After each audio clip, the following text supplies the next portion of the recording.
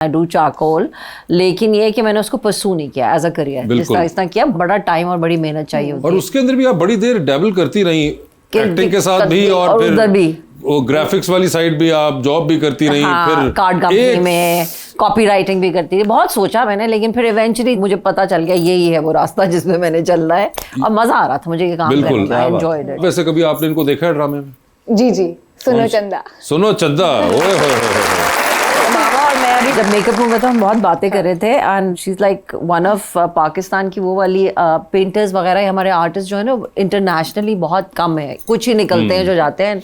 She is one of very few and I am very amazed. मैंने इसका काम देखा भी, मैंने कहा तो मुझे अपना काम दिखाओ, तो वेरी इम्प्रेसिव। सही लगा आपको? Very impressive.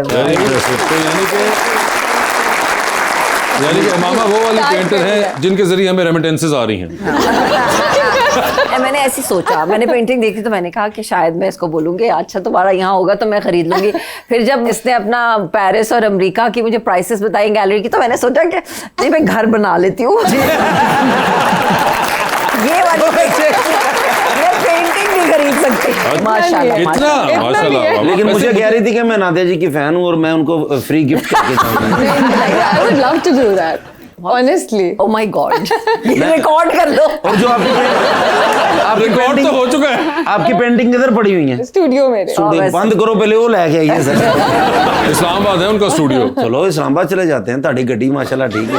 मेरी गड्डी क्यों ठीक है, पेट्रोल के पैसे तुसी पवाओगे। गड्डी तुम मंगा ला, पेट्रोल मैं पवानी है। बिल्कुल, पेंटिंग हो ले जाएंगे।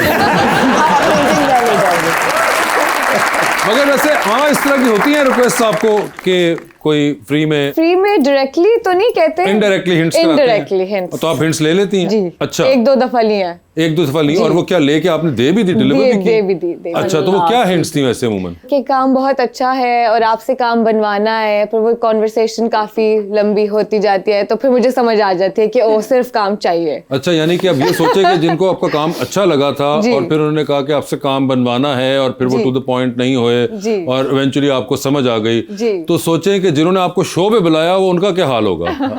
वो मैं हूँ। बता दे। नहीं, आप खुद ही समझे। देखें, मैं मांगने वाला नहीं हूँ, समझ तो आप गई होंगी।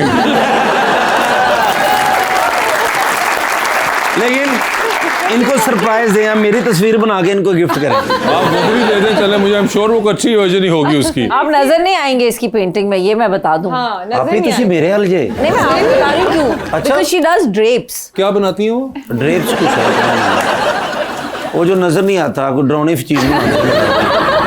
इंसान पूरे कपड़े में कवर्ड।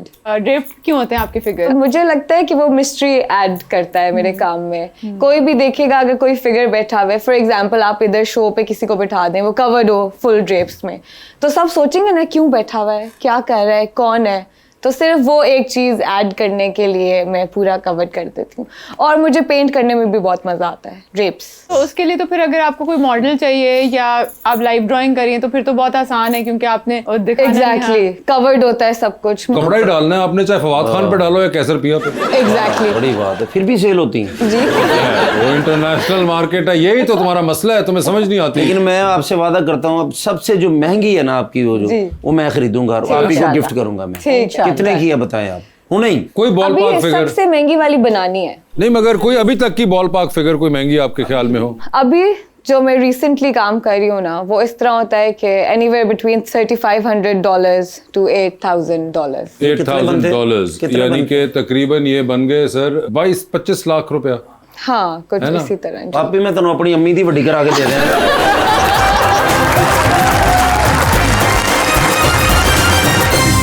वेलकम बैक जी रबानिया। मामा, आपको लगता है कि सोशल मीडिया आपकी आर्ट प्रैक्टिस के लिए डिस्ट्रैक्शन है या फिर इंस्पिरेशन है? सोशल मीडिया बहुत हेल्प करता है।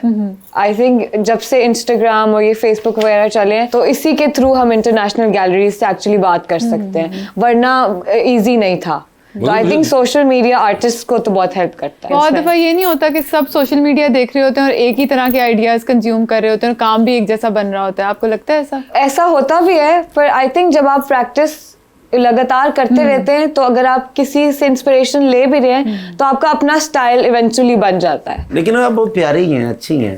अब जिस तरह मुझे आप प्यारी लग रही हैं, उधर से मैं भी आपको उतना ही लग रहा हूँ। जी बिल्कुल। अच्छा, एक होता है ना जिंदगी में, ये कोई फैंस होते हैं। मैं जैसे आप ही का फैन हूँ, वासे भाई का तो नहीं हूँ, तो दिल को अच्छा लगता है। आपको कभी लगा कोई अच्छा दिल? जी लगा था। लगा था? लगा था। तो किधर क्या हो गया उसे बेचारे को? बता दूं? हाँ हाँ बताएं, इसीलिए तो पूछा। और मैं कड़ा क्या शादी होगी।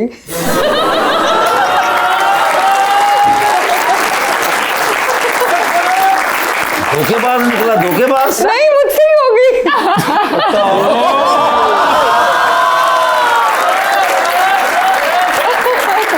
तो मेरी बहन ने मुझे शादी पे क्यों नहीं बुलाया? तो जिंदगी अच्छी गुजर रही है। बहुत अच्छी है अच्छा, अल्हम्दुलिल्लाह। आपने उनको पसंद किया था कि उन्होंने आपको पहले पसंद किया? आई थिंक दोनों ने किया था पसंद। नहीं, दोनों तो एकदम तेरे ना टक्कर बाज जानी चाहिए। एक तो कहता ना पहले कि आप मुझे अच्छी लगी, या प्रपोज किसने किया था पहले? दोनों ने किया था, दोनों को पसंद आ गए तो म्यूचुअल था। आपने कभी उनकी पोर्ट्रेट बनाई है? हाँ बनाई है। शादी से पहले? शादी से पहले बनाई है। उसके बाद तो नहीं जरूरत पड़ी होगी। उसके बाद भी बनाई है एक्चुअली। उसके बाद तो बिल्कुल डिफरेंट वर्जन निकला होगा। Is he a model under the drapes? No no no, models मेरी जो है वो यूजुअली फीमेल होती है। अच्छा, और बाकी जो मर्द हजरात हैं उन पे नहीं होता कपड़ा पड़ा हुआ? नहीं होता है, पर लाइक यूजुअली जो मेरी अभी की प्रैक्टिस चल रही है ना, उसमें फीमेल्स ही होती तो जो पहले आपने बनाई शादी से, उसके अंदर तो वो आपने एज इट इज उसमें तो सिर्फ एक पोर्ट्रेट था, लाइक उनका सिर्फ पोर्ट्रेट था। और अब जो आपने शादी के बाद बनाई, उसमें पूरा फिगर भी है, ड्रेप्ड भी थोड़ा सा है, ड्रेप भी किया हुआ था। इंटरव्यू मुझे एक बात है, आप ज्यादा ह्यूमरस कैरेक्टर्स नहीं करती। वासिया लिखी कोई नहीं रहा। अब देखो ये जो जिनकी शादी उनकी शादी है, ये सैयद नबील ने कब लिखा था? 6 साल से पड़ा हुआ था ये ड्रामा। कभी एक किसी ने करना था, किसने करना था। फाइनली जाके उन्होंने कहा कि हमारे पास पड़ा हुआ है, so let's make this. So nobody is writing good comedy. कहाँ हो रही है कॉमेडी? लिखी तो जा इतना किया हुआ, मुझे लगता है कि आपने इवेंचुअली स्विच ओवर कर लिया और सक्सेसफुली कामयाब हो गई। अल्हम्दुलिल्लाह। But I want to do comedy. मुझे इसलिए भी जिनकी शादी में भी बहुत रोल नहीं है, फरीदा का बहुत कम सा है, लेकिन मुझे बहुत मजा आया करके। I enjoy doing comedy. Comedy is something that you know comes naturally to me. मुझे मजा आता है। अभी भी even when I am doing Sharpasand, Nomi भाई जो है, मैं कई दफा हम लोग कर रहे होते तो सीन्स फनी हो रहे होते हैं, तो ऐसा नहीं होता कि थोड़ा कंट्रोल करे, जरा तुसी कितने और ही निकल गए हो। तो वो जो जिन्होंने कॉमेडी की हुई उनके अंदर एक नेचुरली होता है कि आप करें। मुझे मजा भी बहुत आता है। वैसे what is wrong with you? तुम क्यों नहीं लिख रहे हो? इससे याद आया कि मेरे पास आपके लिए एक रिक्वेस्ट भी है। जी जी जी। मेरी मामा ने कहा है कि आपकी मूवीज उनको बहुत अच्छी लगती हैं, और जो सीरीज आप लिखते थे, स्पेशली वो बारात सीरीज, डॉली की आएगी बारात, तो वो कह रही थी कि प्लीज नेक्स्ट सीजन लिखें। 13-14 साल हो गए लिखे हुए, अब नेक्स्ट सीजन के लिए तो you should. हाँ, नहीं, it was really good. You are You like should. one of the very few writers who are really good at writing. तो लिखो यार, तुम क्यों नहीं लिखते? है ही नहीं राइटर्स हमारे पास जो अच्छा लिखें। नहीं है तो सही राइटर नहीं, बहुत से आप। बस तुम साल में एक फिल्म लिख देते हो जिसमें हम नहीं होते।